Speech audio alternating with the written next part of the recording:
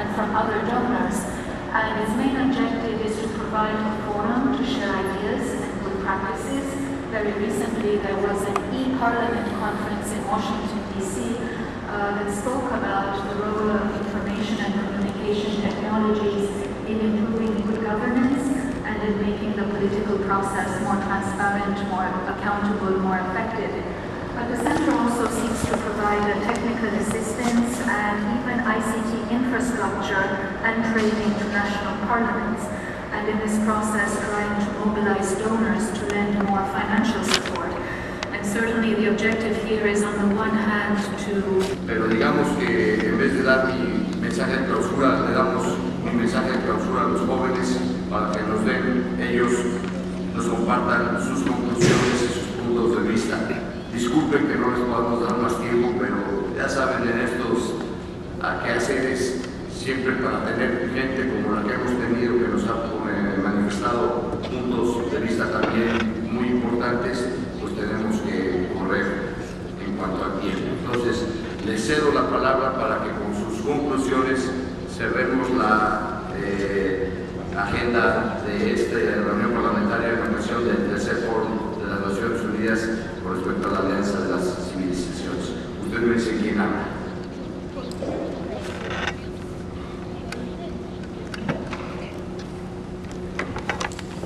Thank you very much for allowing us the time to speak with you, and we will be very brief.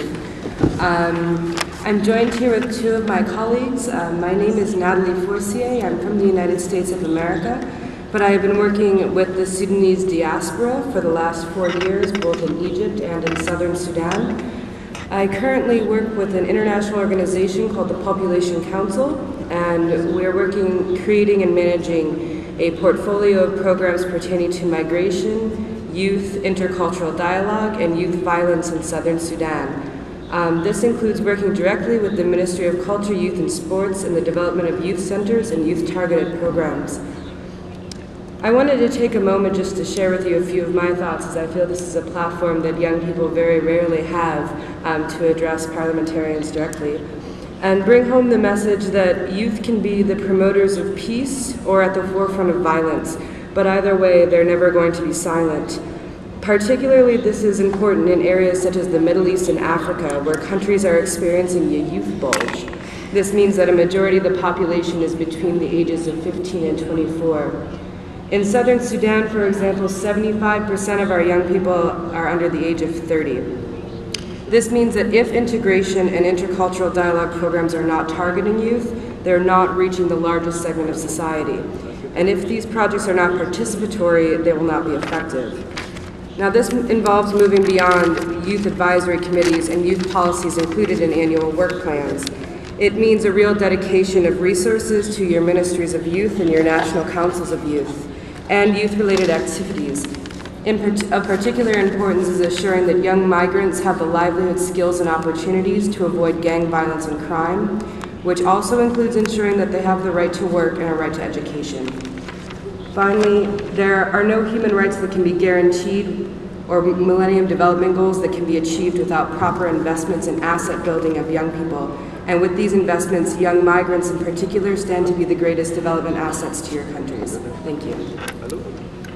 I'm representing Chanan Development Association, which is a youth organization based in Pakistan. I'm from Pakistan. So, first of all, let me thank you, Mr. Chairman, for inviting us, the young people from the forum, to be part of this, this parliamentary meeting. It's really an honor for us. I just wanted to share that as Pakistan is a multicultural and multi-religious and diverse country, with people having very strong belief and strong association with the religion, and some of them are even extremists there in Pakistan. And so they, what is the problem there? Almost 60% of the population of the country, which is 170 million population, almost 60% of them comprise of the young people. And the young people, they don't have the opportunities to do interaction with the people who are living with, in different provinces, having different cultural background, having different religions. So what happened to them when they don't have opportunities for interaction? They they have been captured by the extremists, and then they get engaged in some extremist activities. So with the support of the United Nations Alliance of Civilizations Youth Solidarity Fund, my organization, Chanan Development Association, we have initiated the National Youth Peace Campaign, that is Youth Peer Education and Awareness Campaign to reduce extremism. And we are having the activities of the campaign in all the provincial capitals of Pakistan, engaging the young people through inter-provincial and intercultural exposures, inter-religious dialogues, and inter-religious cooperation as well.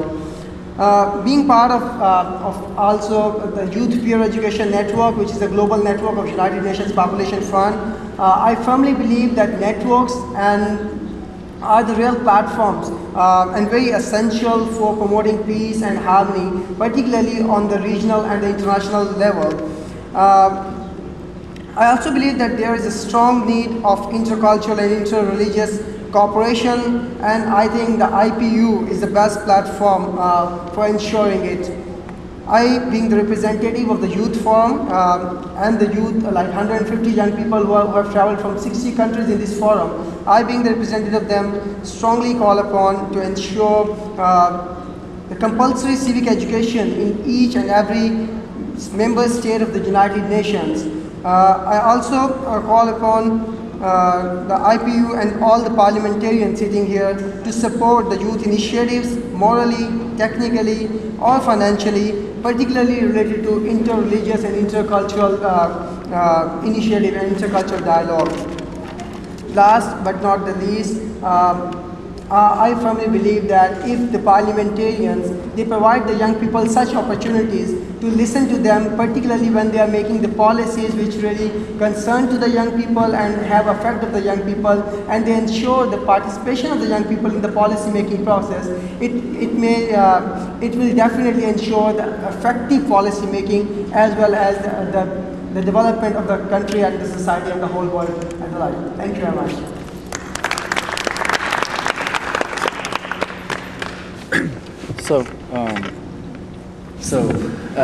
Honorable diplomats and actually representatives of parliaments, yes, so you've been elected and you've had a long day. Just one final remark from Israel. My name is Tal Harris, almost 27 now, and I'm executive director of a movement called One Voice.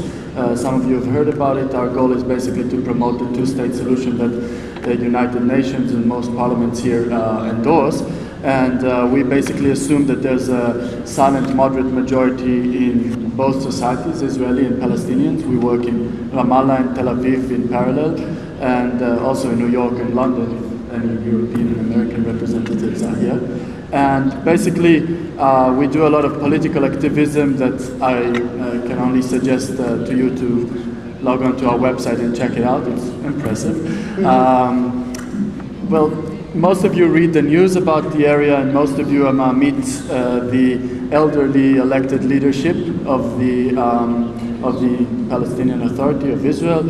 And I would just give you two advices as a youth representative from this highly disputed and talked of region. Well, first of all, try to make the effort to really meet young people from the conflict area, since the elderly leadership and the press agents that you formally get to meet, they're so preoccupied with the past, with 48, with 67, with all of those former digits. And we're looking forward to raising our children in the area. We're looking forward to 2018. And try to engage also in a conversation now again with us to get a better sense of what future-oriented policies should look like. The second recommendation I have is a bit technical, but it's something that you can constructively be engaged in as a third party. I don't recognize Palestinians and Israelis in the room.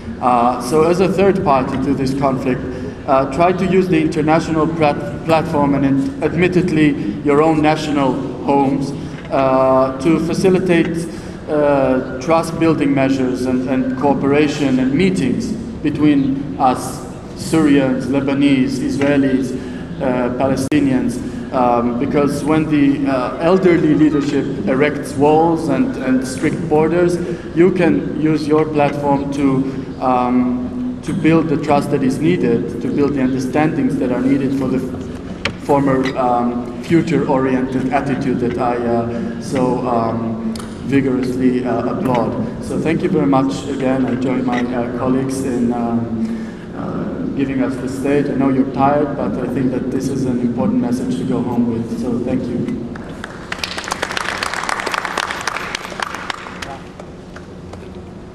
Muchas gracias por su presencia y sus comentarios.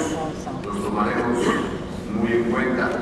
Le comentaba a la senadora que ahora que dice que tiene 27 años, joven de 27 años, en mi partido en México dejas de ser de las juventudes del partido a los 26. Pero por otro lado tenemos senadores de 27 años. Yo soy un joven de 47. Ahí vamos. Muchas gracias. Thank you very much. I had actually wanted to make an announcement, but before I do so, I was so much impressed by the words that we've had from the youth representatives. And just to say, one of the strongest points of the Alliance of Civilizations is the fact that it is indeed a platform for the different constituencies to come together. And during the days that you will spend here in Rio and at this conference, you will come across not just politicians as yourselves, but also youth representatives, businessmen, people from the private sector, media representatives, government officials, and diplomats. And it's a unique opportunity, to the extent possible. Please do make the most of it. I also wanted to let you know that we are indeed very aware of the need to focus more and invest more in the young generation. And very recently, at our last assembly that was held just 2 months ago in Bangkok, Thailand, the 150 member parliaments of the IPU adopted a very ambitious and forward-looking resolution on youth participation in political life and in the democratic process.